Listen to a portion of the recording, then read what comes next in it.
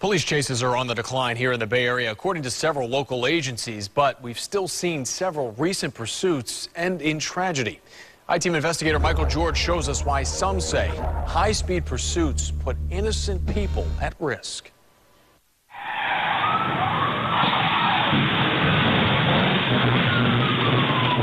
When suspects flee from police, they put everyone involved at risk. And sometimes, even people who aren't involved become victims. One Eagle 6, she hit a motorcycle directly. You need fire rescue right there.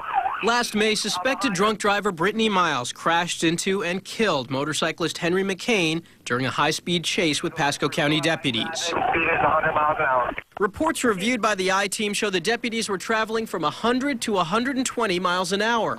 Deputies say they slowed to 60 just seconds before the crash. But because the GPS devices in Pasco cruisers only record speeds about every 15 seconds, there's no way to verify that. The McCain family's lawyer says deputies should have called off the pursuit when speeds reached 100. They're needlessly endangering the lives of every single person on that roadway. Henry McCain's family is too emotional to do an on-camera interview, but his daughter tells the I-Team, quote, "Losing him has devastated me. My strong, solid dad was gone in an instant. My immediate family has been obliterated." The family has filed intent to sue the sheriff's office as early as next month over mistakes they say led to Henry's death. They question how Brittany Miles escaped after being cuffed and placed in a squad car.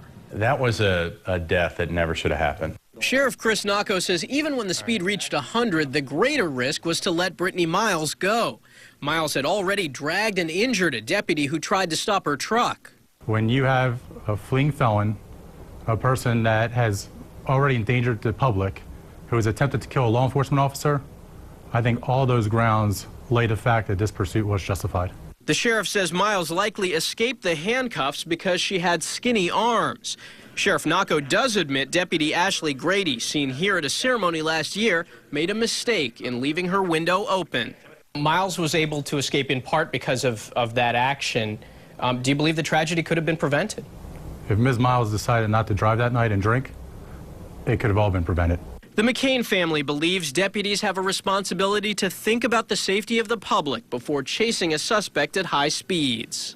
No one's saying these officers were bad people. No one's saying they intentionally led to the death of Mr. McCain. What we are saying is when they take risks that needlessly endanger the lives of people, they need to be accountable for that. We asked 3 police consultants to review the Miles case. 2 of them felt there were serious mistakes by deputies that contributed to Henry McCain's death.